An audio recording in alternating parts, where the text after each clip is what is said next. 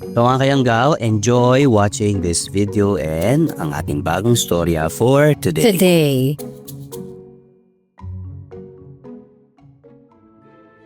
Mapagpalang araw po sa lahat ng nakikinig sa channel ninyo, lalo na sa magagaling nating narrators. Naniniwala ba kayo sa aswang? Ako kasi, oo.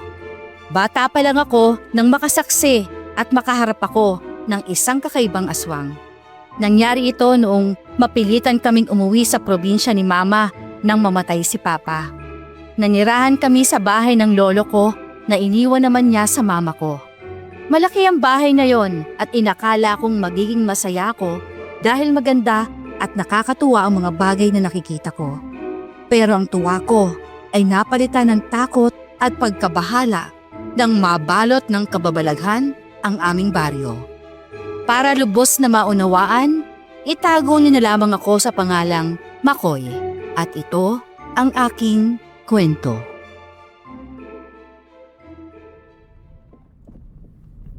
Ma, malayo pa po ba tayo? Para kasing kanina pa tayo bumabiyahe oh. Ay, Makoy, wala pang 5 minuto mula nung huli mo itanong yan ha. Hindi naman iikli ang biyahe kahit paulit-ulit mo akong tanungin. Imali mo naman po. Baka kasi may shortcut na hindi mo napansin tapos bigla na lang tayong makarating. Kung may shortcut lang di sana matagal ko nang dinaanan. Gusto ko na rin makarating no? Kanina pa ako nangangali sa pagmamaneho dito. Ma, sigurado ka po bang okay lang kay Bunso yung ganito kahabang biyahe? Kanina pa po siya kasi tulog Mas mabuti nga yan. Kasi kapag nagising yung kapatid mo at nagdesisyong umiyak, nako, baka pareho tayong mabingi dito bago tayo makarating. Hindi naman po siya yakin Anong hindi? Nakalimutan mo yata yung ginawa niya sa barko 2 oras akong paikot-ikot sa barko dahil ayaw magpatulog. Kasi nga po, gusto niyang maglaro ma. Maglaro? 12:00 na ng gabi nun. Hindi na paglalaro kundi pagpapahirap na sa magulang ang tawag doon. Pero cute naman po siya diba?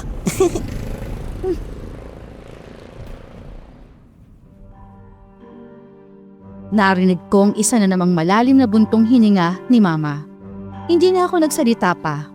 Ilang minuto pang lumipas bago namin narating ang bahay na ipinamana raw sa amin ni Lolo.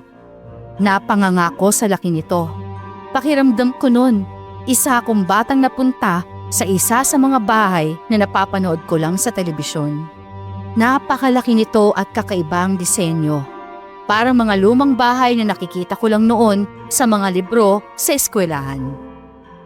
Matapos buksan ni Mamang kalawangin na gate, agad nang ipinasok ang sasakyan sa loob.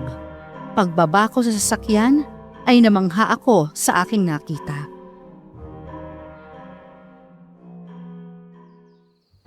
O Makoy, huwag ka munang gagala kung saan-saan at hindi mo pa kabisado itong baryo. Apo ma, dito lang po ako sa bahay at bakuran mag-iikot. Nakaka-curious lang po kasi. Curious talaga? Hindi mo nga alam i-spell yan? Hay naku Makoy, basta, huwag kang lalayo ha. Tawagin mo ako kapag may nakita kang kakaiba. Apo ma, titingin lang po ako. Hindi po ako lalampas ang bakuran. Grabe, ang ganda ng bahay. Kahit luma na't parang pang-horror. Wow! May bahay ng kalapate! Ma! Ma! Oh, bakit? Nakasigaw ka na kagad dyan wala ka pang 5 minutong naglilibot. Ma, tingnan mo po to. May bahay po pala ng kalapate sina lolo noon. Tsaka wow, ang laki naman. Parang kasya na po ako dyan sa loob Aba, oo nga no. Parang hindi ko to natatandaan Pero maganda yan. Gusto mo bang mag-alaga ng kalapate? Ay, sige po ma. Para naman po may paglibangan ako dito. Hindi pa naman po pasukan O siya, sige. Bukas pupunta tayo sa bayan para maghanap. Tsaka po ma, teka tignan niyo po to. Ang hastig ng statwa. Parang kahawig ng doon sa palasyo ni Count Dracula sa palabas sa TV. Ang weird naman yan. Parang hindi ko rin yan natatandaan. Ano ba naman tong pinadadagdag nila Papa sa bahay? Nagmukha tuloy haunted house ang bahay dahil dyan. Ang astig po kaya. Sa lahat ng bahay dito, tayo lang pong meron nito. Medyo nakakatakot lang siya sa malapitan pero unique naman po.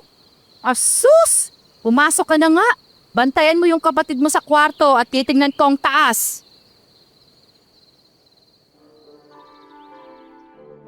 Napatango na lang ako at napasunod sa kanya pagpasok niya.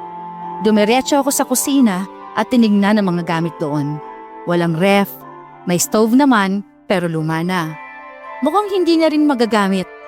May malaking mesa, kasya ang 10 tao. Malalaki rin ang bintana ng sliding pero gawa lahat sa kahoy. Ang buong bahay parang amoy kahoy na luma talaga pero maayos pa naman. Sa labas naman makikita mo na ang kalahati ng bahay ay gawa sa bato. Hindi yung semento ha. Bato talaga na sinemento. Pero ang loob ay purong kahoy, pati ang sahig. Tapos may siwang din sa ilalim na kasya ang isang batang tulad ko. Tambakan daw yon ng mga lumang gamit, sabi ni Mama. Kinagabihan naman,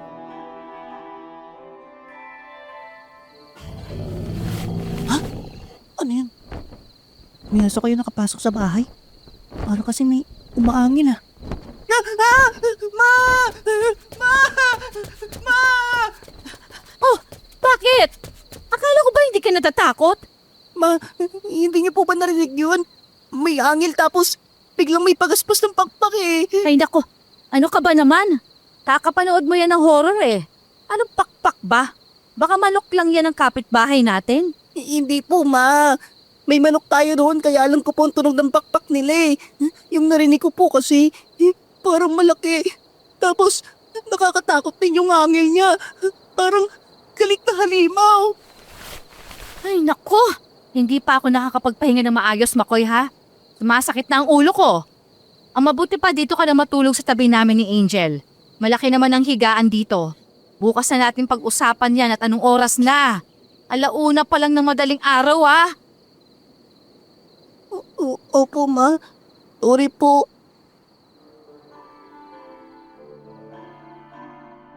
Nang oras ngang yon ay natulog ako sa tabi ni Mama. Nasa gitna namin si Angel. Ilang beses pa akong nakiramdam sa paligid hanggang sa tuluyan na rin akong mapagod at makatulog. Kinabukasan naman, habang naglalaro ako sa bakuran, isang matanda ang narinig kong tumatawag sa labas ng aming gate. Matangkad, hindi kapayatan, maputi na ang buhok at halos kulubot na rin ang balat. Huminto ako sa paglalaro at lumapit sa kanya.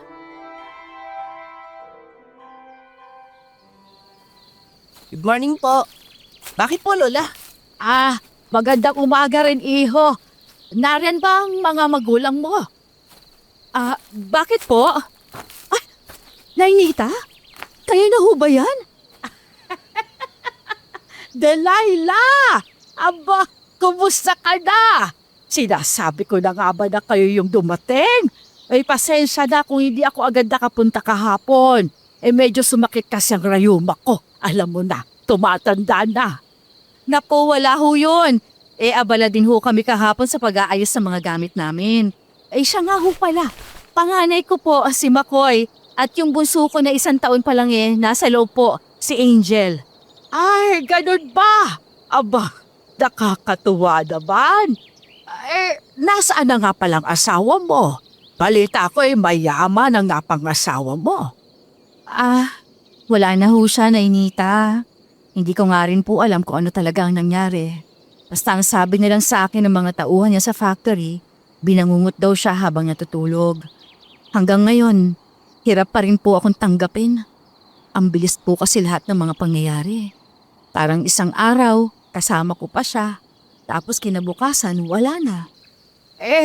Paano yung factory niyo doon? Binenta ko na po sa mga pinsan niya.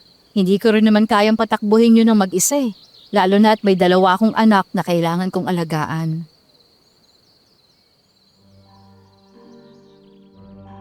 Tama po kayo ng dinig. Namatay sa bangungot si Papa. Isa rin sa dahilan kung bakit kami bumalik sa probinsya ni Nanay dahil nais naming makalimot at lumayo sa pamilya ni Papa. Ang totoo niyan, ramdam kong ayaw nila kay Mama. Pagkaalis naman noon ni Lola Nita, nakita kong isang matanda sa kabilang kalsada na masamang nakatigid sa amin. Sa halip na pansinin, Pinapasok na ako ni Mama at isinara na lang ang gate sa takot na baka masamang tao ito. Kinahapunan, habang nasa loob kami ng bahay, may narinig kaming tumatawag sa labas. Isang matangkad na babae ang nakatayo sa harap ng gate. Hindi ko siya kilala, pero may kakaiba sa presensya niya na agad nakakuha ng atensyon ko.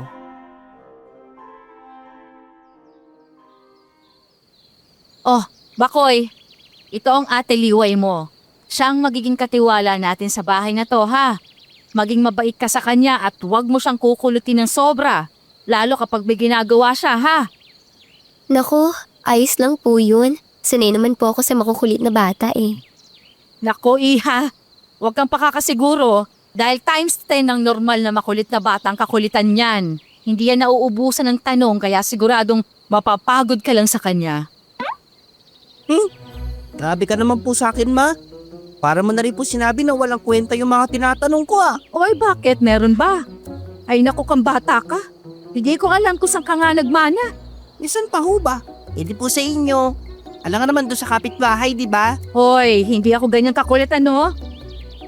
Parang di naman po, may. Makulit ka rin po kaya, paulit-ulit pa nga eh. Eh paano hindi pa ulit-ulit? Eh napakatigas ng ulo mo. Ngi, hindi kaya, Ma. Sabi ni teacher, matalino daw po ako. Oo, matalino ka. Nasobrahan nga lang. Kaya lahat na lang inuusisa mo eh. Ay, ewan ko sa'yo, Makoy. Hahaba na naman ang usapan natin. Ay, Liway, pasensya ka na ha. Ay siya nga pala, yung kwarto mo, yung malapit sa kusina. Katabi lang din ang kwarto ni Makoy. Nasa gilid lang yon. Yung kwarto ko naman yung sa dulo. Yung mga kwarto kasi sa taas, hindi ko pa na-check kung pwede pang gamitin eh. Baka kasi marami na ring tambak doon. Wala pong problema. Kahit saan naman po pwede akong matulog eh. Maraming salamat po talaga sa pagtanggap sa akin. Naku, wala yon. Eh buti nga at nag-apply ka. Akala ko talaga wala mag-a-apply eh. Kita mo naman, mag-isa lang ako. Tapos may isang makulit at isang maliit akong inaalagaan. Huwag po kayong mag-alala. Tutulong po ako sa pag-aalaga sa kanila. Kahit po sa paglilinis ng buong bahay.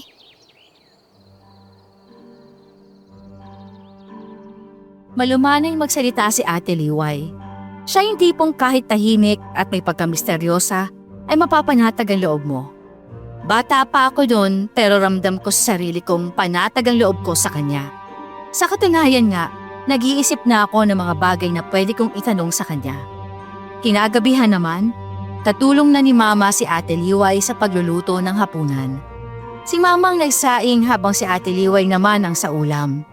Matapos maghapunan, nagpahinga na kami sa aming mga kwarto. Pero madaling araw noon nang magisnan ko ang kalabog sa kusina. Naiihi na rin ako ng mga sandaling yon, kaya lumabas ako para tunguhin ang banyo. Pero pagdaan ko sa kusina,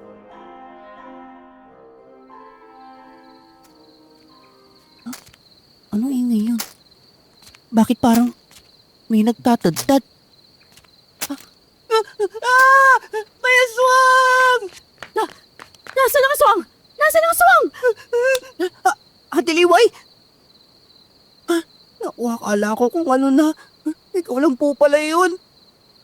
Aba naman, Bakoy, ang aga-aga nakakabulahaw yung sigaw mo eh. Tsaka naman, Liway, bakit ka nag-iihaw ng manok ng ganitong oras? 3:00 pa lang ah. Tsaka buksan mo naman ang ilaw kung kikilos ka sa kusina. Paano kung mataga mo yung kamay mo sa halip na yung manok? Diyos ko namang bata ka. Naku, pasensya na po Ate Delilah. Nasanay po kasi ako sa amin eh. Ganitong oras po talaga ako magising at naghahanda na po ng lulutuin ko para sa almusal. O siya, sige na. Oh, ikaw naman Makoy ha, matulog ka pa. Ang aga-aga pa. Opo, Ma. Ihilang po muna ako.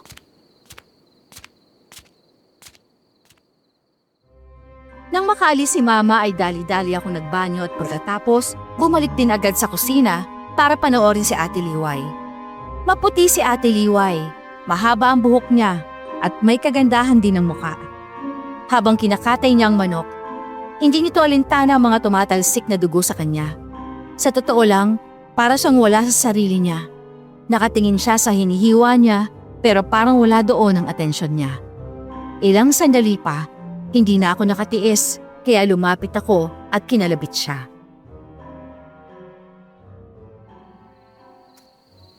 Ate, ba't ka naman po ganyan magkati ng manok? Para po kasing galit na galit ka tapos, tignan mo naman yan oh. Natatatad na po. Ang totoo po ba? Pang fried chicken po ba yan o pang saw sa pansit? Andiyan ka pala, Makoy. Ay, ano ba to? Bakit nagkaganito yung manok ko? Ay, mukhang pang sasahog ko na nga to. Para ka nga pong nakatulala ate habang nagtatadtad eh. Makakatakot ka po kaya kanina. Ay, sorry. Natakot ba kita? Pasensya ka na. Baka inaantok lang ako tapos saglit akong nakatulog. Ang sweet mo naman po doon ate. Natutulog ka habang naghihiwa. Parang gano'n na nga siguro. Ano, gusto mo bang ipagtimpla kita ng Milo? Di ba sinabihan ka na ng mama mo na bumalik na sa pagtulog? Hindi na naman po ako makakatulog eh.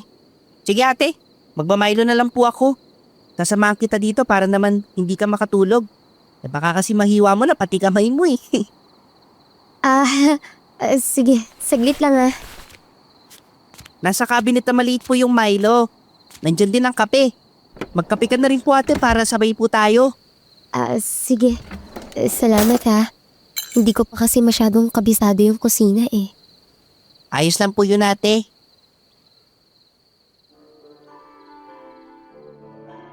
Sumusunod ang mga mata ko sa bawat galaw ni Ate Liway. Kahit ang simpleng pagkamot niya sa ulo ay hindi nakakalampas sa mga mata ko. Pagkatapos siya magtimpla ng Milo at kape, ay saglit niyang binalikan ang ginagawa niya. Nakita ko pa siyang naghiwa ng bawang at saka luya. Ang sabi niya, aadobohin na lang niya ang manok at isasahog sa pansit ang iba. Natuwa naman ako dahil sa lahat ng luto sa manok, adobo ang pinakagusto ko. Lalo na kapag maraming bawang na tinusta. Nang magsimula namang sumikat ang araw ay lumabas na ako sa bakuran. Pinuntahan kong likod at doon ako naglaro dahil malilim.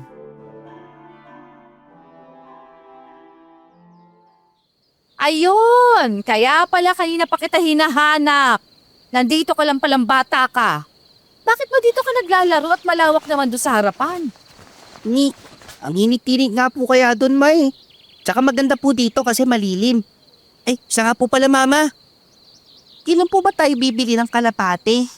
Kapag napaayos na natin yan. Tignan mo nga yan, parang magigiba na nga eh.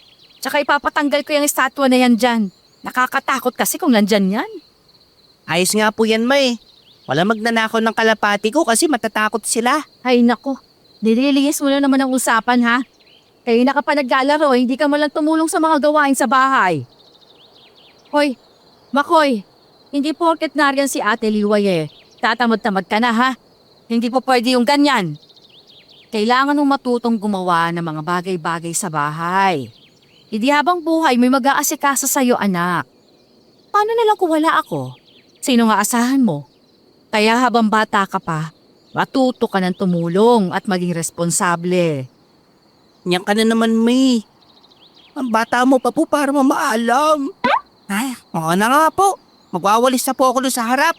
Dami pang katwiran. Hala sige, andun sa gilid ang walis tingting at dustpan.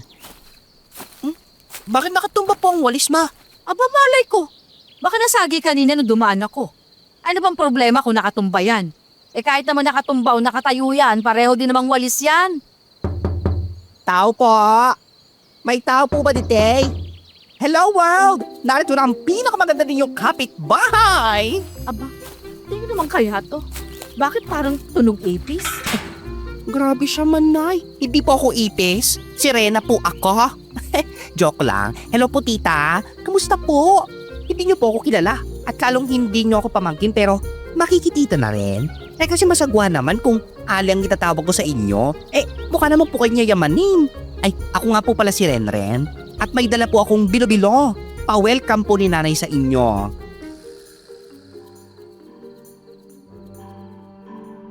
Dahil sa pagdating ng bakla naming kapitbahay, tila nakalimutan na rin ni nanay ang pinapagawa niya sa akin. Hindi naman ako nagreklamo. Sa totoo lang, natuwa pa nga ako dahil makakaiwas ako sa gawaing bahay kahit na sandali. Habang abala silang nagkukwentuhan sa sala, tahimik naman akong umalis at sumilip sa labas. Paminsan-minsan Naririnig ko pa rin ang tawanan at kwentuhan nila na para bang matagal nang magkakilala ang dalawa. Sa pagsilip ko ay nakita ko na naman ang matandang lalaking nakatayo at nakatingin na naman sa bahay namin. Ilang sandali pa ay nagpaalam ako kay Mama na sasama kay Kuya Renren sa plaza.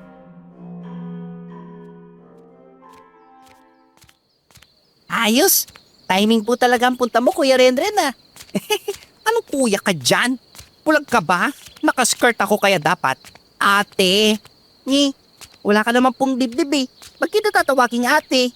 Kasi kung hindi, ibabalik kita sa mama mo. Kano ba di ko alam? Ginagamit mo lang ako para makatakas ka sa gawaing bahay. O ano? Si ate naman hindi na mabiro. Hala, bakit po parang ang daming tao doon? OMG! Sa barangay hall yan ah. Mukhang may nag-aaway. Tara, makichika tayo doon. Dali! Oy, teka naman po ate. Akala ko po ba sa plaza tayo pupunta? Hala, ano yon? May nag-aaway? Ate, tara na po, wag na tayo dyan. Sandali lang naman at sisilipin ko kung sinong nag-aaway. Sandali lang naman mga kababaryo. Tama na! Huwag sana tayo magkasakitan dito. Hindi pala masigurado na si Oscar ang pumapatay. Ano ba kayo? Wala kayong karapatan na ipahuli ako dahil wala kayong ebidensya na ako ang pumatay sa kanila. At paano ko naman sila papatayin kung nasa loob sila ng bahay nila?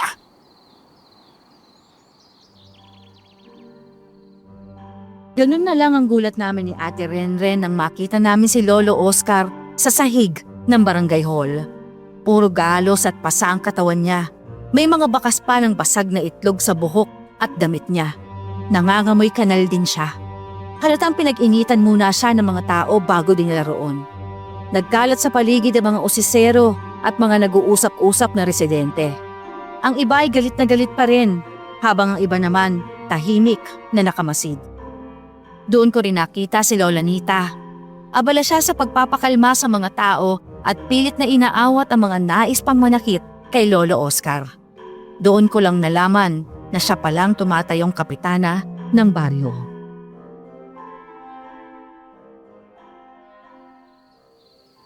Yan po yung matandang lalaki na palaging masama ang tingin sa bahay namin ah.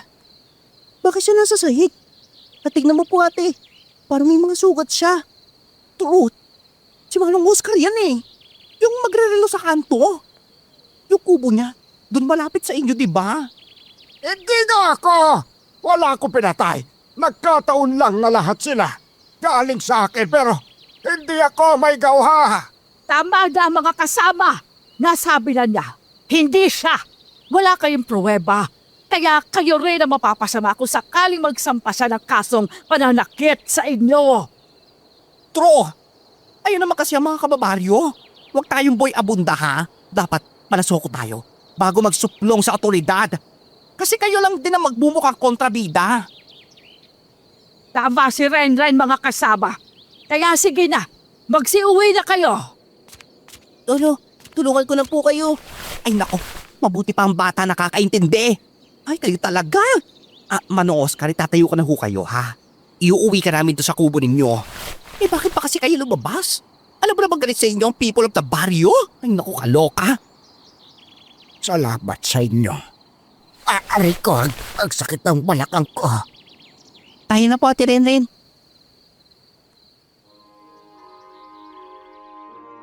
Pinagtulungan na naming alalayan si Lolo Oscar pabalik sa tinitirahan nito.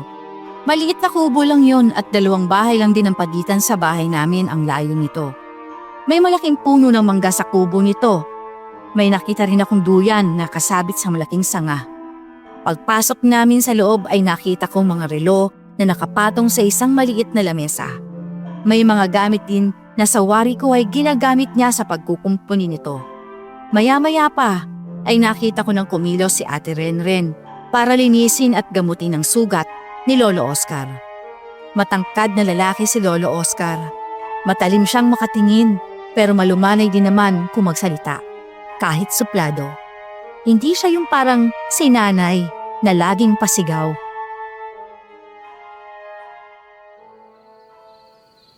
Ayan, okay na po. Sa susunod po kasi, wag na lang kayong lalabas ha. Eh yung mga tao kasi dito, kapag nakakarinig yan ng chismis, lalo kapag sa mga namamatay, aba, nagiging bayolente po yung mga yan. Ano po ba ang chismis kay Lolo Oscar, Ate Renren? Ay, naku, basta marami. Kasi naman, dayo siya sa baryo, kaya siya talaga ang pinagbibintangan ng lahat ng kakaibang nangyayari dito. Kakaiba? Ano po kakaiba, ate? Tsaka, dayo din naman po kami ni nanay iba naman kasi kayo. Ang sabi ni Kapnita, taga rito daw kayo. Tsaka, kilala din naman ni nanay ang mga lolo at lola mo. Ito kasing si Manong, bigla na lang sumulpot dito ganun po ba? Pero ano nga po kasi yung kakaiba? Na si Manong daw ang dahilan kung bakit binabangungot ang mga tao dito. Bangungot? Di ba po natural naman po sa tao yun? Baka naman kasi natulog sila ng pagod o sobrang busog. Di po ba ganun yun? Si mama nga po, lagi ako pinapagalitan sa gabi. Huwag daw po akong matutulog ng busog para hindi ako bangungutin. Sandali. Dalhin mo to. Ano po to? Oh, isang relo? Wow! Ang ganda naman po nito Itago mo yan. Huwag mong wawalain at huwag mo ring aalisin sa katawan mo. Bakit naman po? Sige na, umalis na kayo. Huwag niyo na akong intindihin. Kaya ko na ang sarili ko. Renren, iuwi mo na si McCoy sa bahay nila.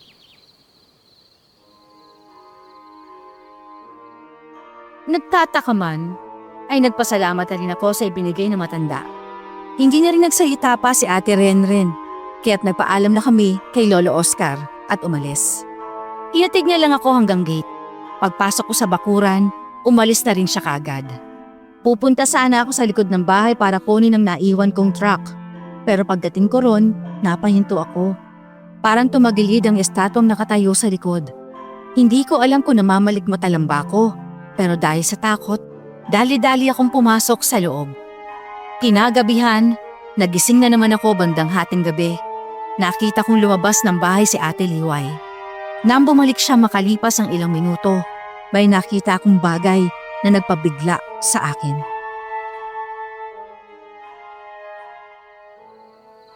Saan kayo pumunta si Ate Liway? Ang tagal naman yata. 30 minuto lang nakalipas Ala, bakit puro putik ang paa ni ate? Tsaka, bakit siya paika-ika sa paglalakad niya? Makoy? Ate, bakit mo ganyan ang itsura mo? Huwag ka maingay ha. Hinabol kasi ako ng aso Kaya ayun, napatakbo ako nang wala sa oras. Pero, bakit po duguan ka? Tsaka, bakit po may itak ka, ate? Teka, wag mo po sabihin na sinaktan mo yung aso? Ha? Hindi O, tingnan mo nga. Wala namang dugo tong itak, di ba? At saka, yung dugo sa damit ko, galing lang yan sa sugat ko. Nadapa nga ako habang tumatakbo kaya nagkaganyan. Ate, sabi mo po natulas ka lang, di ba? Pero bakit po parang hindi naman gasgas yung sugat mo? O tignan mo po, parang mga kalmot. Hindi naman po ganyan ang sugat kapag nadapa ka lang Sigurado ka po bang aso lang ang umabol sa'yo? Naku, Makoy.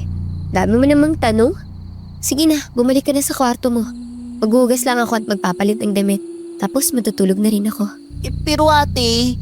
Sige na, Makoy. Matulog ka na ulit. Okay po.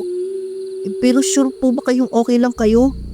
Parang may iniinda rin kayo sa likod Baka kailangan niyo na po ng tulong kahit tubig lang o gamot. Kukunin ko po yun. Hindi na. Kaya ko na to. Matulog ka na ulit. Okay po. Sabi mo po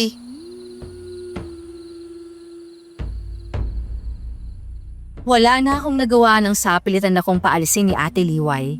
Hindi ko nakita ang iba pa niyang sugat dahil tumalikod na ako at bumalik na sa kwarto ko. Napaka-weird talaga ni Ate Liway noon. Para siyang manika na sasagot lang kapag tinatanong. Magsasalita lang kung kinakailangan. Kadalasan, tahimik lang siya at parang may malalim na iniisip. Lumipas sa mga araw at naging payapa ulit ang buhay namin sa probinsya. Nasanay na rin ako sa maagang pagtalak ni Mama at sa araw-araw naming rutina. Pero biglang nabasag ang katahimikang yun nang kumalat ang isang masamang balita. May natagpo ang patay sa isang kubo sa gitna ng palayan. Ayon sa mga nakakita, parang natutulog lang ito. Kaya naman, mabilis na kumalat ang usap-usapan na binangungot daw ang lalaki at hindi na nagising pa.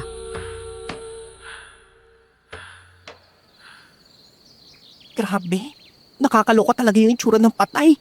Putlang-putla siya. Ay nako, tapos dilat na dilat pa yung mga mata. Ang mas nakakatakot, parang bakas pa rin sa mukha niya yung sobrang takot bago siya mabatay.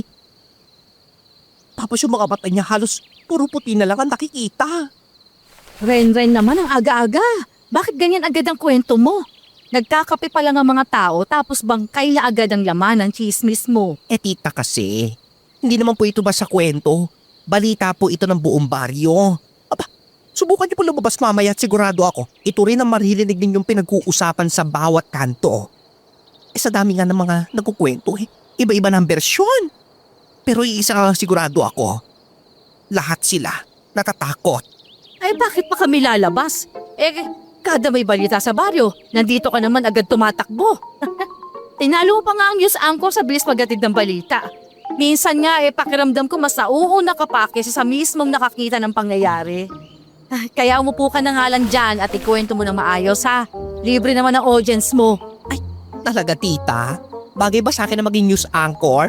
Ay naku, pangharap ko po yan Kunwari, harap ako sa TV tapos mapapanood ang buong bahay ng tunay kong kagandahan. Magandang umaga bayan! Ako po si Ren, nag-uulat ng live habang maganda pa rin. Ang aga-aga ay abot hanggang kabilang kanto yung boses mo, Ren. Si Kapitana pala. Ay, good morning po Kaptina. Ano po atin? Wala naman.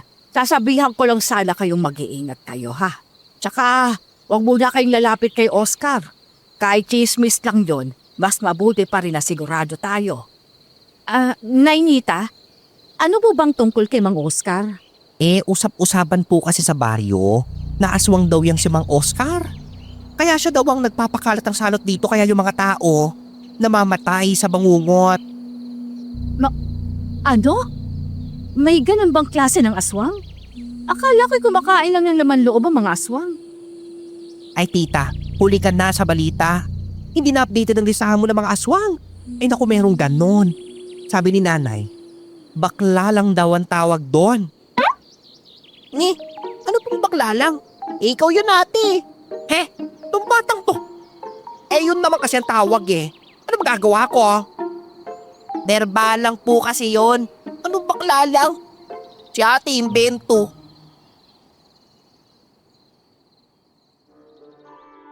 Napuno ng tawanan ng kanina pang seryosong usapan dahil sa mga sablay na singit ni Ate Ren.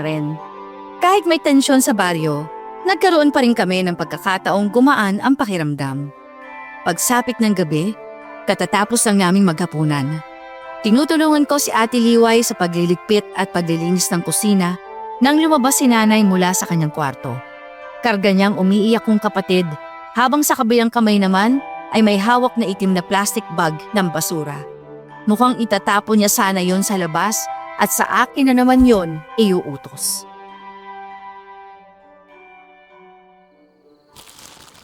Oy, Makoy! Ilabas mo nga muna ito mga basura natin. Doon mo lang ilagay sa balkonahe para hindi mangamoy dito. Sige po ma. Huwag ka lang magtatagal at gabi na. Pumasok ka kaagad pagkalagay mo ng basura. Opo, mabilis lang po ako ma. Ate, may basura pa po ba tayo dyan? Isasabay ko na rin po dito para isahang lakad na lang po. Oo, meron dun sa ibaba ng lababo. Yun. Ito na ate nakuha ko na po. Itatapon ko na muna to sa labas Ako na po magpupunas ng mesa. Hindi din na pala. Dapat pala nagpalagay si nanay ng ilaw dito Ay, nakakatakot pala ang bahay sa labas kapag ganitong gabi na. Ano yun? May aso ba? Baka naman ikakalat ng aso ang mga basura namin. Mga diaper pa naman to ni Angel. Isasabit ko na nga lang muna sa gate. Teka nga. May tumamba sa akin! Tulong! Diyos ko! Makoy! Ano nangyari? Pusa lang. May narinig kasi akong galit na angel kanina eh. Parang galing sa halimaw. Tapos bigla po may dumamba sa akin kaya ayun, natumba po ako. Pusa lang po pala. Akala ko po talaga kanina aswang na eh. Hay, lintik kang bata ka talaga. Papatay mo ba ako sa nervyos? Muntik ko na mabitawan si Angel kanina. Buti nandun ang ate liway mo. Sorry na po. Hindi ko naman po sinasadya eh. Natakot lang po talaga ako sa pusa. O siya, halika na nga rito. Hindi na dapat kita inutusan eh. Tayo na. Dali. At kinikilabutan ako dito sa labas. Parang may nakatingin eh.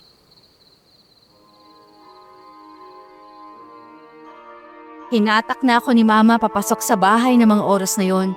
Pero bago pa man niya maisara ang pinto, nahagip ng paningin ko si Lolo Oscar na nakatayo pa rin sa labas at nakatingin sa bahay namin. Kinilabutan ako sa klase ng tingin niya. Para siyang galit na galit at walang tigil ang pagbukas-sara ng bibig niya tulad nung una ko siyang nakita. Hindi ko na binanggit yun kay Mama dahil ayoko mag-alala pa siya o matakot dahil dito. Pagkatapos namin maglinis ay nagsitulog na kami. Kinabukasan naman, isang tao na naman na natagpo ang patay sa loob ng kanyang bahay. Ilang araw ding gano'n ang nangyayari sa baryo. Kapag may patay, si Lolo Oscar agad ang inaatake nila. Binabato ang bahay ng asin, bawang at kalamansi.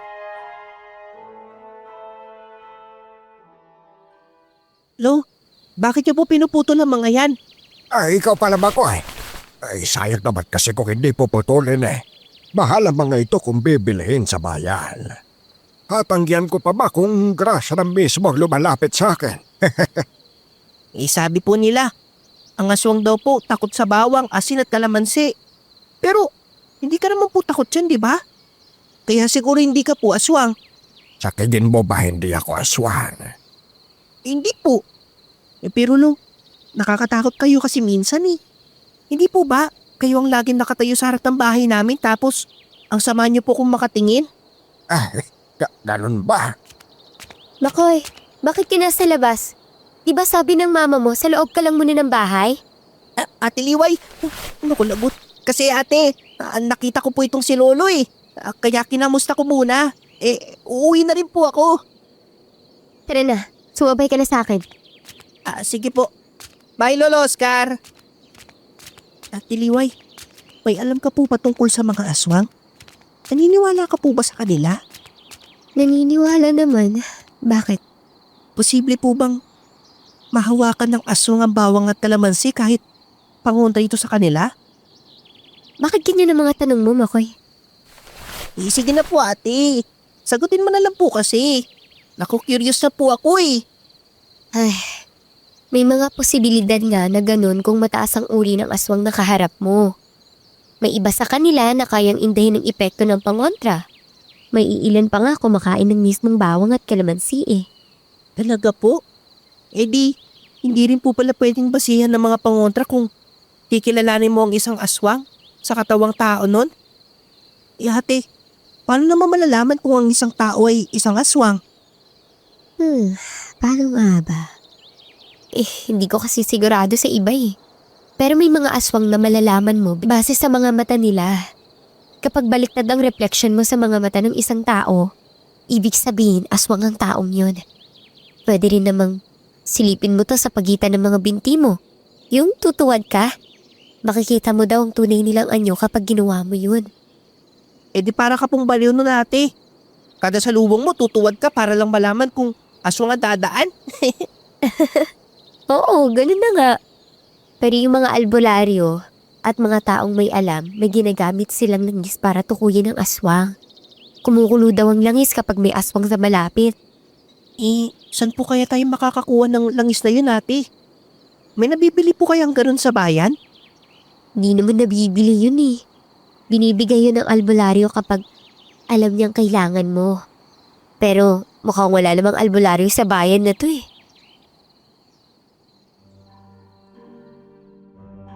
Napatango na lang ako sa huling sinabi ni Ate Liway. Sa totoo lang, hindi naman talaga ako naniniwala noon sa mga aswang. Ang alam ko, panakot lang ito ng mga matatanda sa aming mga bata noon. Pero dahil na rin siguro sa mga usapang naririnig ko, ay para na rin akong nagkakaroon ng interes sa mga nilalang na yon. At isa pa, pakiramdam ko nun, malaki ang responsibilidad ko sa pamilya ko dahil akong nag-iisang lalaki sa amin. Kaya nang tanghaling yon ay naghalungkat ako sa mga lumang gamit ni Lolo kung saan ko naman nakita ang tungkol sa salitang berbalang. Binasa ko yon hanggang sa makatulog ako. At paggising ko, dumiretso naman ako sa likod para sana kunin ang mga pinatuyo kong kawayan na gagawing laruan.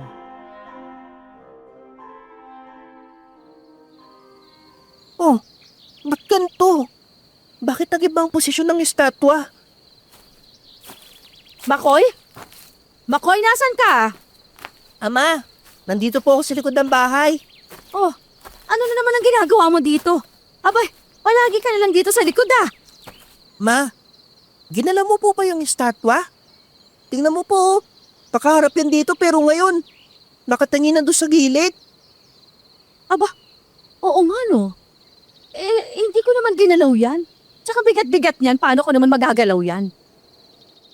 Hindi ba? Hindi po kaya may taong pumapasok sa bakuran natin tuwing gabi, Ma? Posible. Pero bakit naman nagagalawin ng estatwa? Baka naman po may nakatagong lagusan dyan, Ma. Tapos, nandun po pala yung iniwang kayamanan ni Lolo para sa atin. Katulad po dun sa napapanood dati sa TV. Sus, kung saan-saan na naman umaabot ang imagination mo. Tara na nga sa loob. Sinabihan na kitang huwag ka nang pupunta dito eh. Tsaka na magyaro dito kapag napatanggal ko ng estatwang yan.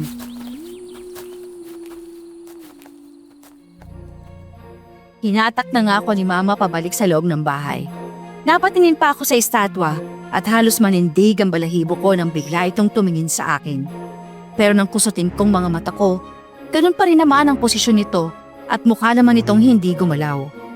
Kinagabihan ay halos hindi ako makatulog dahil sa ingay ng mga asong umaalulong sa labas.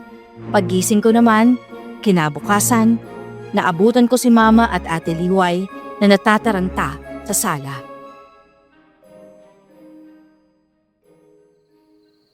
Liway, naipasok mo ba sa bagang gatas ni Angel? Oo po ate, nasa loob na po ng bag. Pati po yung mga diaper at pamalit na damit niya. May nilagay na rin po akong tubig dyan at yung mga gamot at vitamins niya. Ang salamat, Liway.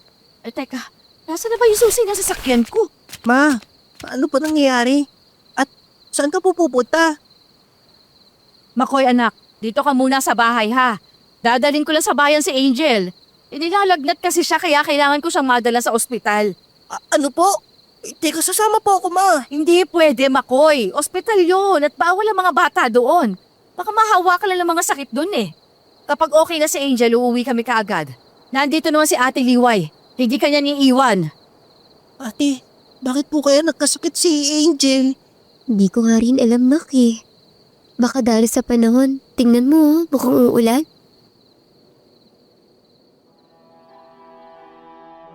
Napatingin naman ako sa labas at nakita ko ngang makapal at maitim na ulap sa kalangitan.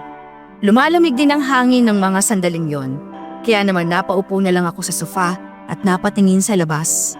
Ilang oras din akong naroon, iniisip kung ano nga bang nangyayari sa kapatid ko.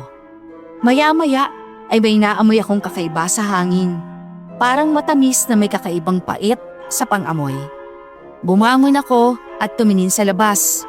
Doon ko nakita si Ate Liway na umiikot sa buong bahay habang bitbit ng isang umuusok na maliit na kaldero.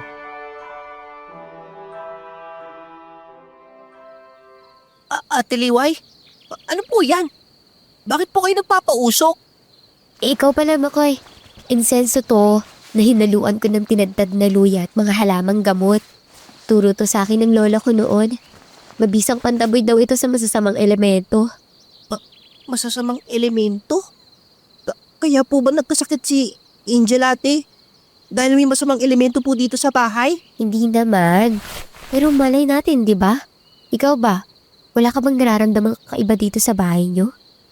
Ang totoo po niyan. Marami nga pong weird dito sa bahay. Nung unang araw namin, may narinig akong angil tapos pagaspas ng malaking pakpak sa labas ng bintana ko. Tapos nung nakaraan, nakarinig ulit ako ng angil. Tapos may dumamba sa akin. Naku, feeling ko po talaga. Malaking nilalang po yun. Pero pag mulat ko, pusa lang po eh. Kapag natutulog ka, may kakaiba ba? Wala naman po ate. Bakit po? Kayo po ba? Nananaginip kasi ako ng masama. Hindi ko alam bakit. Pero kasi, Ate, may alam ka po ba tungkol sa aswang na berbalang? berbalang? Parang narinig ko na yan eh. Saan mo naman nalaman ng pangalan na yan? Dito po ate. Mabilis kong ipinakita sa kanya ang notebook na kinuha ko sa mga gamit ni Lolo sa itaas. Binasa niya ito at nakita kong pagbabago ng mukha niya habang binabasa yon. May takot, kaba, at galit akong nakita sa kanyang mga mata. Hanggang sa malakas siyang napabuntong hininga at ibinalik sa akin ang notebook na yon. Hindi agad siya nagsalita.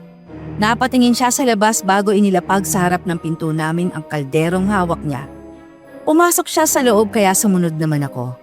Maya-maya pa, huminto ito sa harap ng mismong hagdan at saka napatingin sa itaas. Ate, okay ka lang po ba? Mac, bukod dyan sa libro, nakita ka pa bang ibang bagay sa gamit ng lolo mo? Meron po. Pero hindi ko naman po maintindihan kung ano yung mga yun eh. Gusto mo po ba makita? Pwede ba? Oo naman po. Hindi naman po yung pinagbawal ni mama eh. Palagi nga po ako nandun kapag wala ako sa labas. Sumunod ka po sa akin ate. Eto po. Andito na po tayo. Pasok ka po ate. Medyo maalikabok nga lang po dito pero maayos pa naman po yung mga gamit dito. Mukha nga eh. Saan mo ba nakita yung notebook na yun? Dito po ate sa may baol. Tapos signan mo po. May parang latigo rin ako nakita dito. At saka mga bote na hindi ko alam kung ano. Latigo? Ala, buntot pagi to ah. Tsaka ang mga boteng to, mga langis to. Pero hindi to yung kumukulo kapag may aswang. Parang mga panggamot to ah. Buntot pagi po.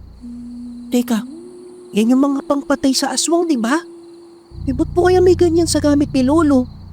Akala ko kasi parang baging lang na pinatuyo eh. Nanlalaki ang mga mata ko sa mga bagay na nakikita namin ni Ate Liway. Nung una ay hindi ko gaano pinagkainteresan ng mga gamit doon dahil hindi ko naman ito kilala. Pero habang iniisa-isa ni Ate Liway ang mga gamit nito, ay para bang doon nga pupukaw ang interes ko. Inabot na kami ng gabi sa paghahalongkat doon. Kinuha lang namin ang alam naming magagamit namin kung sakali at saka ibinalik sa dating lagayan ng iba pa. Bago lumabas, may dinampot pa akong maliit na punyal at inilagay yon sa aking bulsa. Kinagabihan naman, napabalik-pos ako sa malakas na kalabog sa aking bintana. Parang hinahampas yon ng malaking pakpak. Kusot-kusot ko pang mga mata ko nang buksan ko ito pero halos mawala ang antok ko sa aking nakita.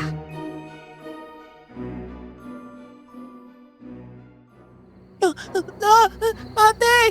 May aswang! Makoy! Buksan mo yung pinto! Ate! Tulong! May alimaw po dito! Tulong! Bitawan mo ako! Alimaw ka! Ang pangit-pangit mo! Bakit di ko mabuksan yung pinto? Makoy! Gumawa ka ng paraan para makatakas sa kanya! Lumabas ka! Bitawan mo ako sabi! Ayoko sa'yo! Aray! Ate! Nakalmot ka mo! Harapin mo! Pati bata, hindi mo pinapalagpas! Umanda ka sa akin! Tanggapin mo ang latigong to! Ate! Ano yun? Aswang ba yun? Yun ba yun? Nakakatakot siya, ate! Oo, aswang yun, Makoy. Paano ba nakapasok yun sa kwarto mo? Kasi may narinig po akong humahampas sa bintana ko tapos pagbukas ko po, bigla na lang po niya akong inatake. Hindi ko po naisarado ng bintana. Sa uli kasi, huwag ka magbubukas ng bintana kapag gabi, ha? Mabuti na lang at nagising ako agad. Ay, Diyos ko naman, Makoy. Sorry po, ate. Hindi na po ako uulit. Ate, pwede bang doon na lang tayo sa sala matulog?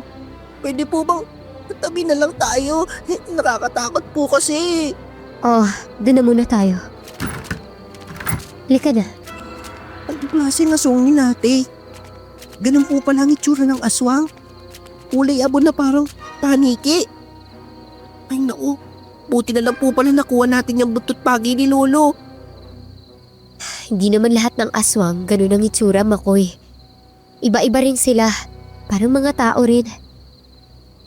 Ate Liway, bakit po pala ang dami mong alam tungkol sa kanila? Bukas ka na lang magtanong, ha? Matulog ka na lang ulit. Magbabantay lang ako dito. Sige po, basta wag mo po akong iiwan ha. Kapag po magbabanyo ka, gisingin mo po ako ha.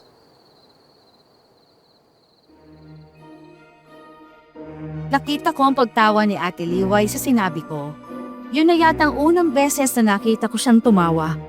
Hinaplos niya ang ulo ko at saka napapikit naman ako at hinayaan ang sarili kong lamunin ng antok. Kinabukasan nagising ako sa boses ni Mama. Ramdam ko ng init ng araw sa balat ko na marahil ay lumulusot sa bintana pero tinatamad pa akong imulat ang aking mga mata at mabigat din kasi ang pakiramdam ko. Narinig ko pang magpaliwanag si Ate Liway bago ko naramdaman ang pagdampi ng kamay ni Mama sa ulo ko.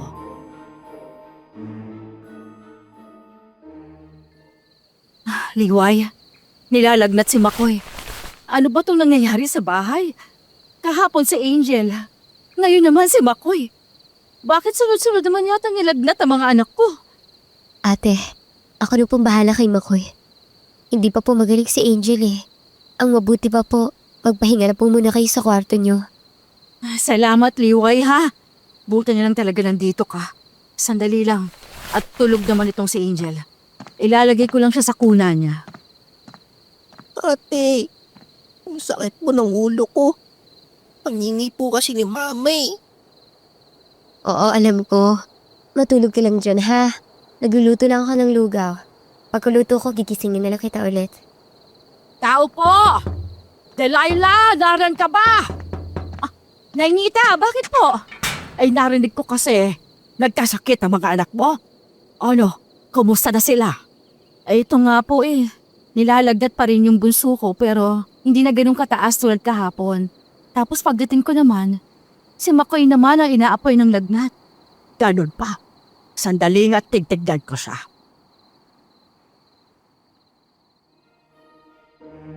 Nakabangon na ako nang pumasok si Mama kasama si Lola Nita.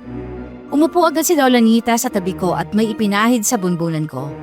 Hindi ko alam kung ano yon, pero napangiwi ako sa tapang ng amoy.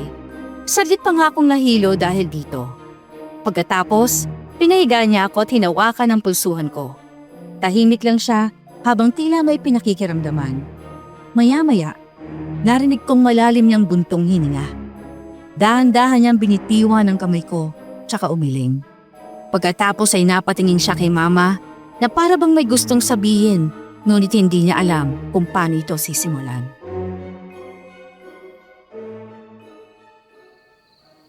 Ano po, Nay? Kumusta po si Makoy? Ginagambala ang anak mo ng masamang elemento. Sino bang madalas nakausap ng bata maliban sa inyong mga kasama niya dito sa bahay? Wala naman po. Bukod doon sa matandang lalaking minsan ay kinakausap niya. Iho, may ibinigay ba siyang kahit na anong bagay sa'yo? Meron po. May binigay po siyang relo sa akin. Ito po, suot ko po. Pwede ko bang makuha yan? Ipapatingin ko sa kakilala kong albularyo. Okay po. Nay, magiging maayos na bang anak ko niyan? Sa tingin niyo, may kinalaman ba dito si Mang Oscar? Hindi naman tayo sigurado. Pero sa oras na maipakita ko ito sa albularyo, magkakaroon na tayo ng pruweba laban sa kanya. Mukhang normal na rin lang naman po yan ah. Sige po, Nay. Ako na pong bahala magpaliwanag kay Makoy. Maraming salamat po sa tulong ninyo. Ay sige, ibabalik ko na lang ito kapag napatunayan nating walang problema dito.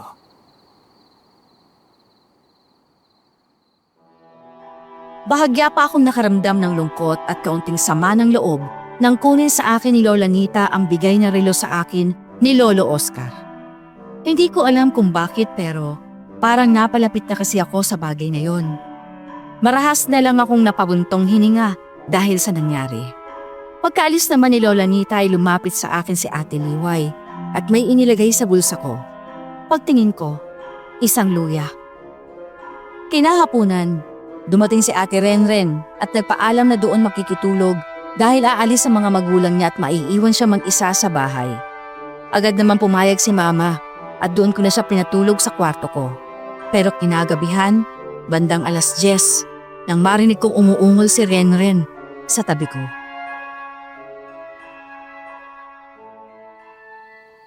Ate Renren, gising ate. Ano po nangyayari sa'yo? Ate, gising, pinabangungot ka po. May aswang! Wag! Lumayo ka! Wag mo akong kakainin! Ate, huminahon ka. Panaginip lang po yun. Wala na mga aswang.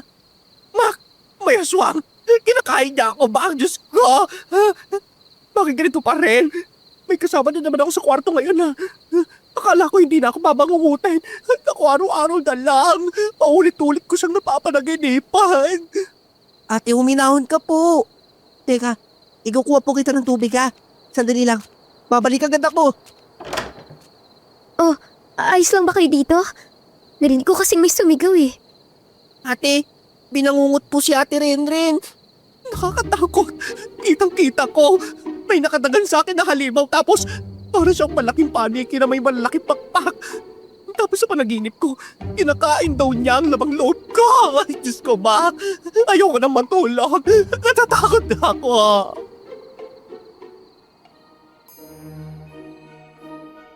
Natigilan ako sa sinabi ni Ate Renren. Maging si Ate Liway ay napakunot ng noo.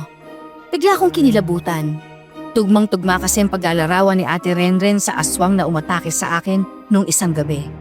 Doon ko naisip na baka yun din ang nilalang na nabanggit ni Lolo sa kanyang notebook. Makalipas ng ilang sandali, kumalma rin si Ate Renren. Nagpasya na kaming matulog ulit. Si Ate Liway naman, gaya ng nakaraan, ay doon na rin natulog sa tabi namin. Kinabukasan, habang nag-aalmusal kami, napansin ko kaagad ang itsura ni Ate Renren. Maputla siya at mukhang nangihina, kaya maging si Mama, hindi na rin maiwasan ang hindi mapatanong. Oy, Renren, huwag mo sabihing pati ikaw magkakasakit na rin. Kagagaling lang nito ni Angel at Makoy kahapon ha? Pati ba naman ikaw na nakitulog lang dito magkakasakit din? Hindi naman po siguro, tita. Napuyat lang talaga ako kagabi. Alam niyo naman po kasi, gabi-gabing dinadalaw ng masamang panaginip itong beauty ko. Ay, nakakatakot ka po eh. Kasi di ba, ang daming namamatay sa bangungot dito sa atin. Kaya naisip ko baka susunod na po ako. Kaya ayoko talaga mag-isa ngayon, lalo na sa gabi. Ay, Diyos ko naman, bata ka. Ang aga-aga niyan ha? Manalangin ka kasi bago ka matulog. Para hindi ka pinapangungot. Tsaka, huwag kang matutulog ng busog o sobrang pagod ka. Madalas nga po hindi na ako kumakain sa gabi. Tsaka, ang sakit talaga ng ulo ko ngayon. Pwede po bang dito na lang ako sa sala ninyo magpahinga? Para po nakikita niyo ako.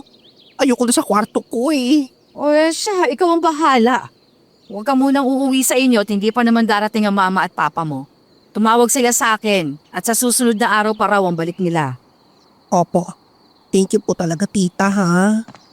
Ma, kawawa naman po si Ate Renren, no? Halatang natakot talaga siya kagabi. Kung nakita mo lang po siya kagabi, ma, namumutla po siya sa sobrang takot. Tapos, sabi pa niya, parang totoo daw po yung panaginip niya. Ay, wala ka! Ano naman kaya yun? Ang aga-aga naman kaguluhan niya na.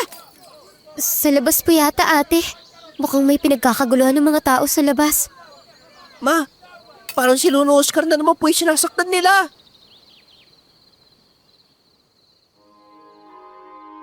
Nasa gitna kami ng usapan na makarinig kami ng kaguluhan sa labas. May mga nagsisigawan, kasabay ng kalabugan at tunog ng mga bagay na nababasag. Agad kaming lumabas upang tignan kung anong nangyayari. Pagdating namin, nakita naming hinahatak ng ilang lalaki si Lolo Oscar palabas ng kubo nito. Sa kabilang banda, may mga taong nagbubuhos sa mga kung anong likido sa bahay na matanda. Nangingit-ngit si Mama sa nakita. Hindi na siya nagdalawang isip. Dinampot lang walis tingting na nakasandal sa gate at diretsong sinugod ang mga lalaking may hawak kay Lolo Oscar.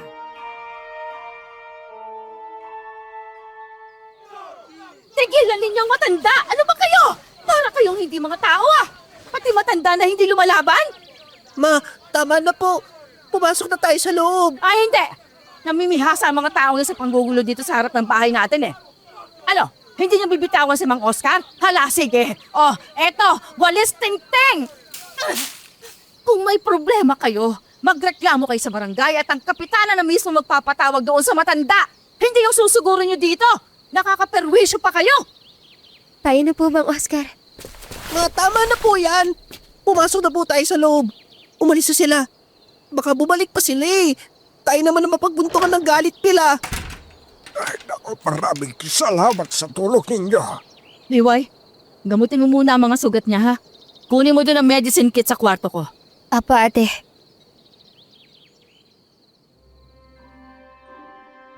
Matapos makuha ni Ate Liway ang medicine kit, agad niyang nilinis at ginamot ang mga sugat ni Lolo Oscar. Kitang-kita sa mukha ng matanda ang pagod at lungkot. Paminsan-minsan, umiikot pa ang tingin niya sa loob ng bahay na parabang may hinahanap o hinihintay. Lumabas muna ako para isara ang gate, pero paglingon ko sa likuran, napahinto ako. Para kasing gumalaw ang rebulto sa likod ng bahay. Hindi ko alam kung namamalikmata lang ba ako, kaya dali-dali akong pumasok ulit sa loob. Pagbalik ko, nakita kong may hinihiwang kalamansi si Ate Liway sa harap ni Lolo Oscar. Tahimik silang dalawa at napansin kong wala namang kakaibang reaksyon si Lolo habang nasa harap niya ang kalamansi.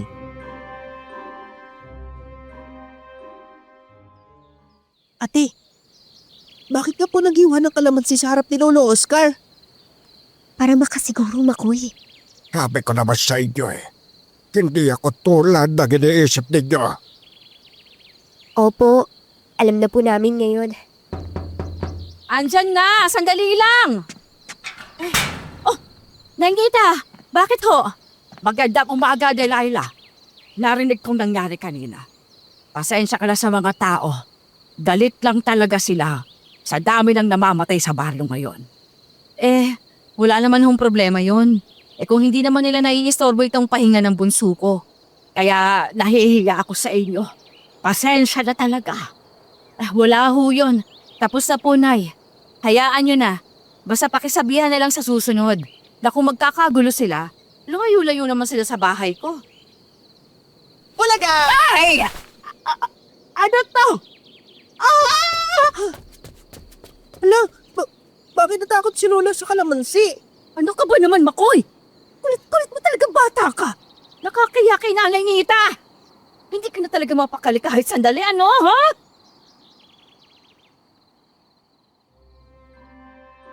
Ganun na lang ang gulat ko nang biglang magtatakbo palayo si Lola Nita matapos kong ihagis sa kanya ang kalamansing kinuha ko pa sa kamay ni Lolo Oscar. Pagpasok ko sa bahay, halos mabingi naman ako sa sermon ni Mama.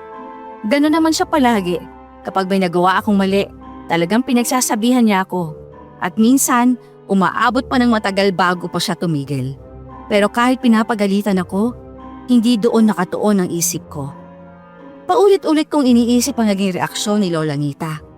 Bakit gano'n na lamang ang takot niya sa kalamansi? Kaya matapos kaming mananghalian, nilapitan ko si Ate Liway. Abala siya noon sa paghuhugas sa mga pinagkainan nang tanungin ko siya tungkol sa nangyari.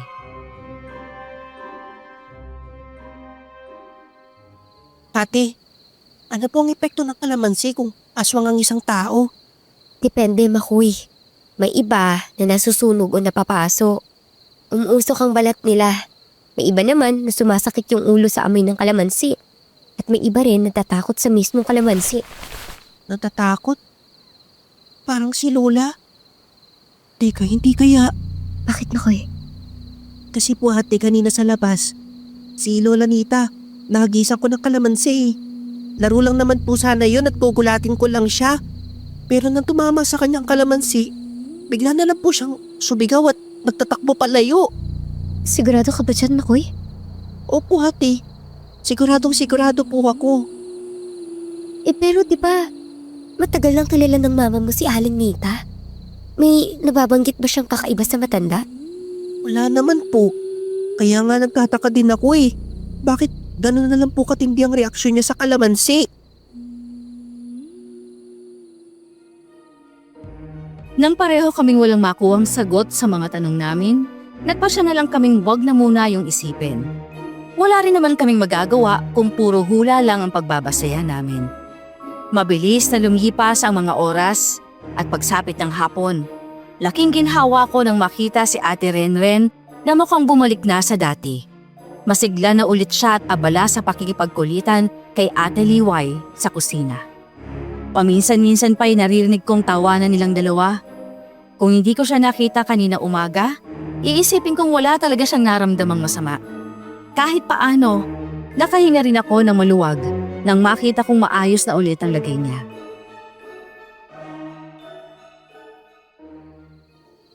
Alam mo, agree ako dyan. At saka, hindi ko naman kasalanan na mas maganda ako sa kanila, no? Pasalamat sila at pinanganak akong lalaki. Kasi kung naging babae ako, wala ang beauty nila sa kagandahan ko. Parang hindi ka po nagkasakit, ate ah. Ang bilis mo namang makarecover. Siyempre, ganun talaga kapag magaganda. Hindi kinakapitan ng sakit. Oh, bakit parang mukha kang problemado sa mama mo, ha? Ilang bills ba ang babayaran mo parang sasaluhin mo na ang utang ng Pilipinas, ha? Ano pong utang ng Pilipinas? Hindi ka naman po utang yun eh. Hindi naman talaga. Pero bakit ganyan ang mukha mo kasi? Parang kang natalo sa pusoy eh. Hala, anong pusoy ate? Hindi po ba sugal yun? May iniisip lang po kasi ako. Grabe naman makaisip to. Hoy bata, ilang taon ka na ba ha? May I remind you, 12 years old ka pa lang at hindi 28? Kala mo, pasan mo talagang daigdig. Hayaan mo na. Ganyan talaga yung si Makoy. Mas mature pa yan kesa sa'yo, no? Hala siya. Ay, grabe ka naman Liway ha. Sakit nun? Para mo na rin sinabi na isip bata ako, ganon. Totoo naman po ate. Isip bata ka po. Palibasa po kasi, bunso ka kaya hindi mo ramdam ang pakiramdam ng isang panganay. Ay sos! Ayan tayo eh. Oo na, ikaw na ang kuya. Turang nito, pinagtutulungan niyo talaga ako, no?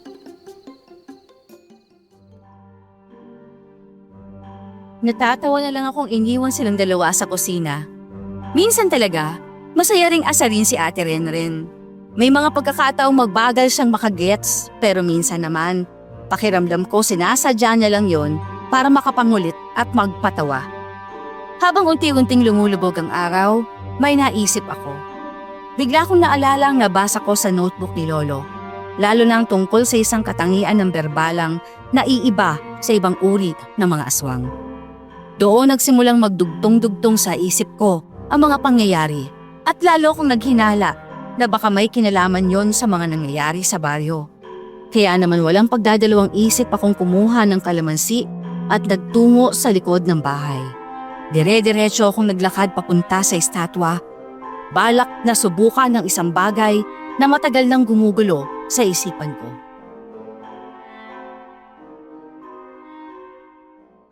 Hoy! Anong ginagawa mo dyan?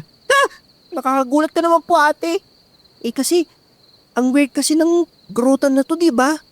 Sabi ni mama, wala namang puto noon dito eh. Pero pagdating namin, nandito na. Ay true, nakakatakot nga siya. Pero ano ba kasi gagawin mo ha? Basta, gawa talaga siya sa bato. Eh malamang estatwa yan, di ba? Ano ka namang gawa sa karton yan? O hindi noong pa yan nilipad sa hangin. Teka lang po, may gagawin lang po kasi ako. Oh, wala naman. Tayo na nga, bumalik na tayo sa loob. Nakakatakot dito sa likod ng bahay ninyo eh. Tara na po, mukhang mali naman ang hinala ko. Oh, na kayo galing? Ang mama mo nagpahinga na sa kwarto niya. Hindi ka pa ba magpapahinga? Ano yun? Ano yun? Bakit may narinig akong malakas sa pag-angil? Tita, may aswang sa labas. Ay, naku, Diyos ko, Lord. Huwag po wala makapasok ang aswang na yun dito. Ma, si Angel po. Tama, Angel! Angel! Halika dito, Angel! Angel, huwag ka matakot ha. Nandito si Kuya. Pare-pareho kambing nataranta ng gabing yun. Isang malakas sa kalabog ang biglang gumulantang sa amin. Pero mas nakakatakot ang sumunod. Isang nakabibinging atungal na mabangis na hayop mula sa labas ng bahay. Agad na kinarga ni Mama si Angel. Ako naman, kahit nanginginig sa takot, tumayo sa harap nila. Bata pa ako noon, pero nasa isip ko, protektahan sila. Mabilis na kumilo sina Ate Liway at Lolo Oscar. Pareho sila nagmamadaling kumuha ng kung anong magagamit sa kusina. Si Ate Renren naman, napayakap na lang kay Mama. Ilang sandali pa'y nawasak ang bintana at isang nakakatakot at galit na halimaw ang pumasok at umatake sa amin.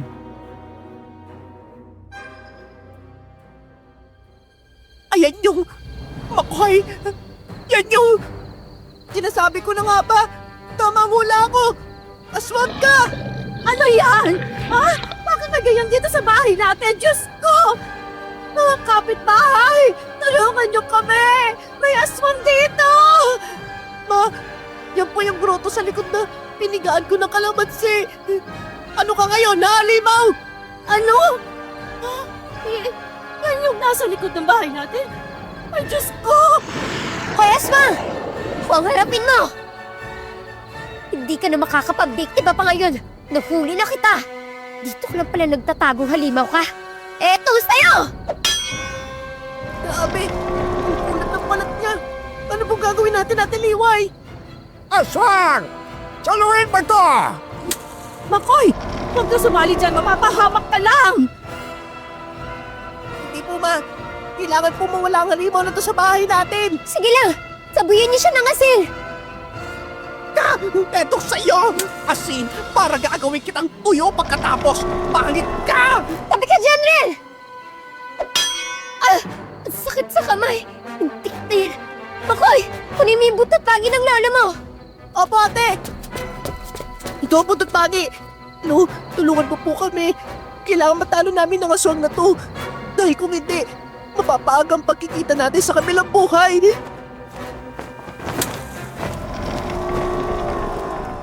Nakita ko kung gaano kagaling makipaglaban si Ate Liway sa aswang. Para siyang batak dahil alam niya kung saan iilag at saan aatake.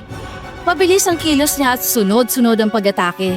Pero kahit gaano kalakas ang pagtaga niya sa halimaw, parang tumatama lang sa bato ang talim ng kanyang itak. Sa kabilang banda naman, tuloy-tuloy naman sina Ate Renren at Lolo Oscar sa pagsasaboy ng asin.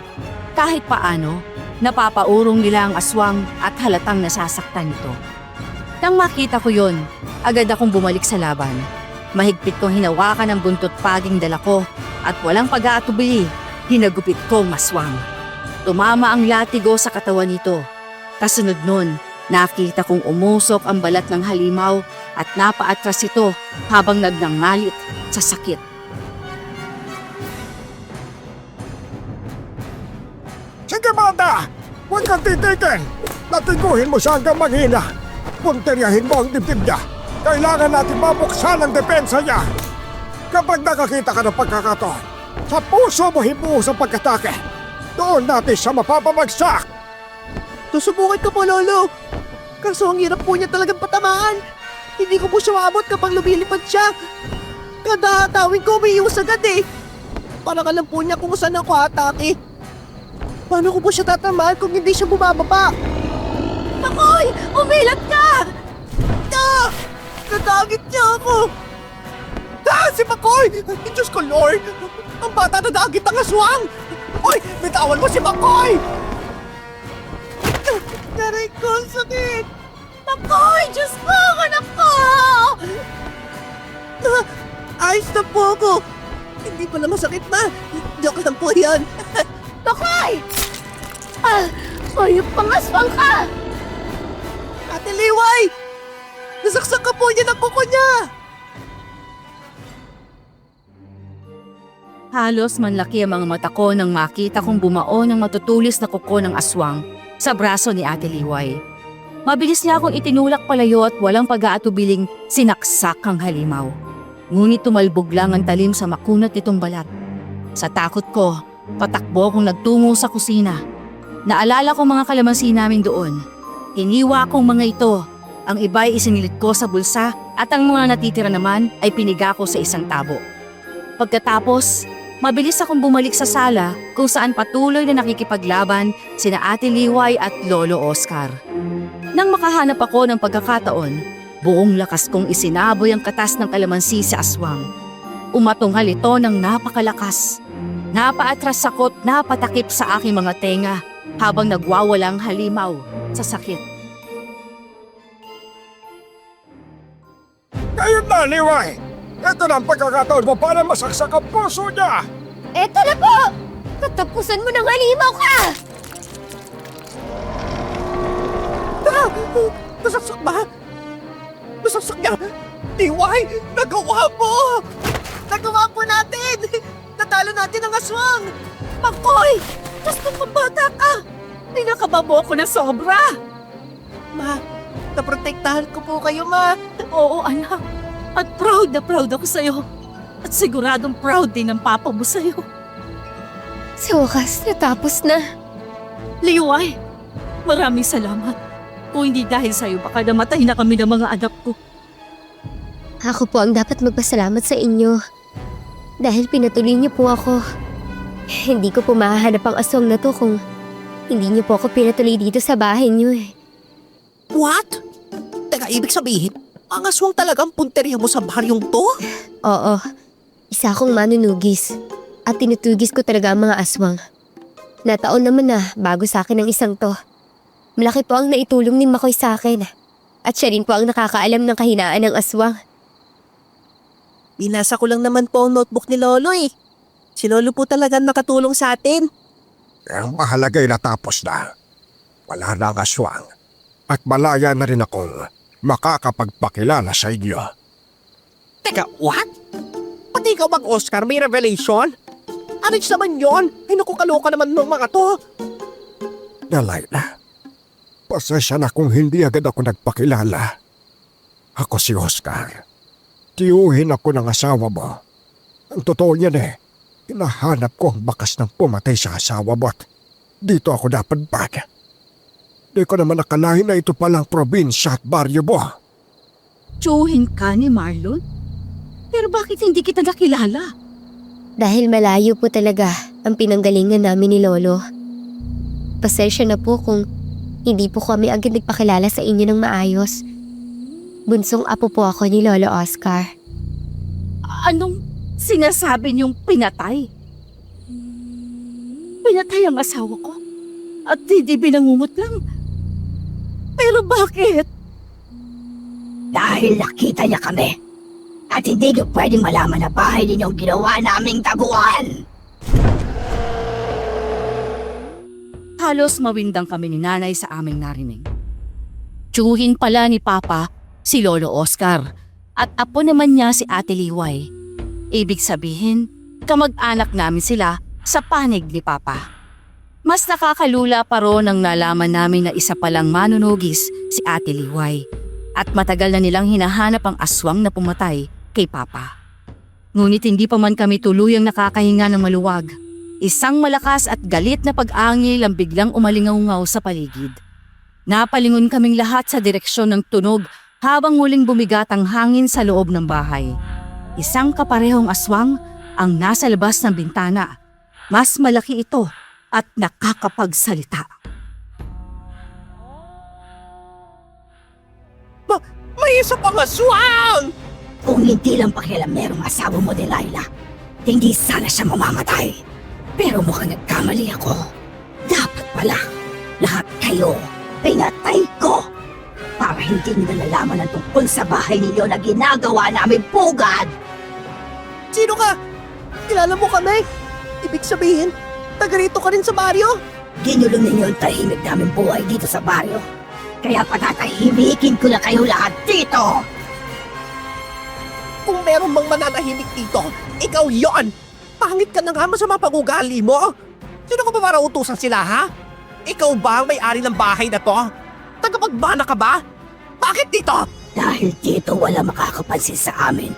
Kung sakali maging batuman kami, aakalain lang na rebulto kami na ginawa noong unang panahon. Hindi ba? Magandang taguan dito. Wala kayong napapansin dahil akala ninyo, walang kami. Kaya nagalit ka dahil pinalak namin na ipatanggal ang statue sa likod. Naswang palang katulad mo. Oo, at pinatay ninyong nag-iisa kong anak. Kaya humanda kayo. Ililibing ko na kayo dito sa bahay na to. Anak mo? Anak mo pala ang pangit na yon! Mag-ina nga kayo! Pareho kayong halimaw! Papatayin kitang babae ka. Ikaw na uunahin ko. Isusunod ko lahat ng tao sa pamilya ninyo. Umatake ang aswang. Mas malaki siya kaysa sa nauna, ngunit mas mabagal naman kumilos. Sinamantala namin yon ni Ate Liway. Mabilis niyang dinampot ang kanyang itak habang ako naman ay kinuha ang mga natitirang kalamansi sa bulsa ko. Nang akmang susunggaban niya ako, agad kong pinigang mga yon at itinapat sa dibdib ng halimaw. Tumalsik ako sa sahig, ngunit umatungal ang aswang sa sakit kasabay ng pag-usok ng dibdib nito. Mabilis na hinugupit ni Lolo Oscar ang halimaw gamit ang buntot pagi, dahilan upang lalo itong manghina. Bago buong lakas ay tinalak ni Ate Liway ang kanyang itak sa umuusok na bahagi ng dibdib ng aswang. Dinig na dinig kong pagbaon ng talim sa laman nito. Kasabay ng nakabibinging pag-angil ng halimaw bago ito napaluhod sa sahig. Nainita, aswang ka rin? Pero bakit? Puro kabutihan ang pinakita namin. Bakit ang pamilya namin? Bakit ang asawa ko? Dahil banta kayo sa aming lahi. Kagaya ng lolo mo. Marami siyang pinatay sa lahi namin. Kaya't pinatay ko rin siya. Ano? Pinatay mong lahat ng pamilya ko? Dahil lang sa bahay na to? Napakasama mong tao! Ma, aswang siya, hindi siya tao. Lola Nita, gusto pa naman po sana kita pero masama ka po pala. Kunwari tinutulungan mo si Lolo Oscar, pero ikaw rin pala ang lahat ng gumagawa. Ginamit mo lang siya para pagtakpan ng tunay mong kasamaan. Matalino kang bata. Pero yan din ang magpapahabak sa'yo sa hinaharap. Hindi po mangyayari yun dahil mas mautak po ako kesa sa inyo. OMG! Si Kaptita ang aswang? Patay na ba? Wala na siya. Hindi na niya kinaya. At mukhang may papakita pa natin sa mga tao ang tunay niya ngayon.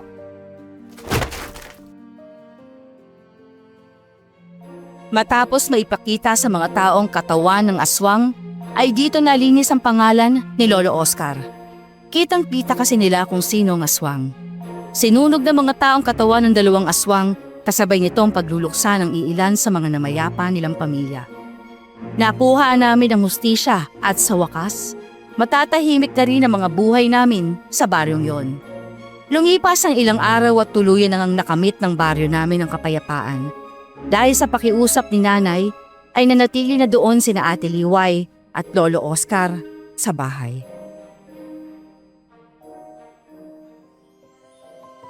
Makoy, yung baon mo, baka makalimutan mo.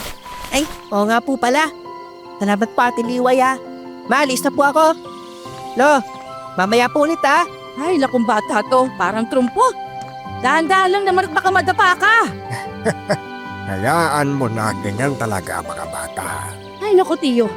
Mamaya niyan, masanay na si Makoy ng ganyan.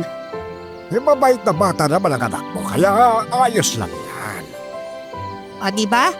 Buti pa po si Lolo Oscar. Alam na mabait ako. Ay naku ma, pinasabi ko po sa'yo, kapag ako tumahimik, ikaw po ang unang malulungkot.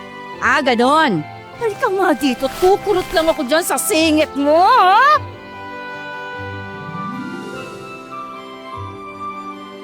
Natatawa akong tumakbo palayo sa bahay habang masiglang kumakaway sa kanila. Matapos ang naging laban namin sa aswang, wala lang naibalitang namatay sa bangungot sa aming baryo.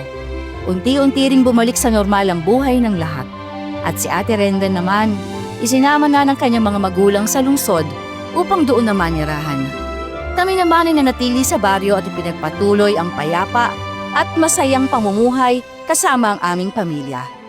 At dito ko na lamang po tatapusin ang kwento ng aking buhay. Maraming salamat po sa pagpili at pagbibigay ng pagkakataong maibahagi ko ito sa inyong channel. Sana po ay may natutunan at naaliw kayo sa aking karanasan. Hanggang sa muli, ako po si Bakoy, taus-pusong nagpapasalamat sa inyong pakikinig. At more power po sa channel ninyo. Yan, congrats, Aba. Makoy. Magaling, Makoy. Congrats. Isa siya sa mga batang malakas ang loob. Di ibig sabihin na bata kaya wala kang magagawang difference or impact. Ngayon, mas matured pa ang bata kaysa sa matanda. Oo. Mas malakas ang loob din niya. Diba? Correct. Yung pagiging curious niya sa mga bagay-bagay, actually, yun yung parang humuhubog din sa pinaka ugali niya para maano niya yung mag-gain niya yung tapang niya. Actually, di ba? Walang masama sa pagiging curious, matanong. Kung yun yung, di ba, pagpapatibay sa isip niya kung ano yung dapat niyang gagawin or ano. Nakakatuwa din, di ba? Kasi happy ending. 'Di ba? At walang nawala sa kanila. Yung mabuti na tira yung mga mabuti. Nag-reunite yung family nila. Kay Lola ngita ako na loka. Kasi akala, 'di ba? Sino mag-aakala, 'di ba? Siya parang marami talagang maloloko. Yes, 'di ba? Kaya yun. So, yun yung lesson. Ingat-ingat sa mga tao sa paligid. Ingat-ingat sa mga taong mapagbalat kayo. Mapagbalat kayo. Pagbalat kayo. Kaya mga kayanggaw, may kilala ba kayong Makoy sa buhay po ninyo? Or Nita. Or Nita. Diba? For sure maraming Nita. Ay, sure. Comment iyan sa baba para mabasa po namin sa mga susunod na videos po namin. Thank you po. Maraming salamat mga kayanggaw. Yan, more power po sa inyo din. Bye-bye. Bye-bye.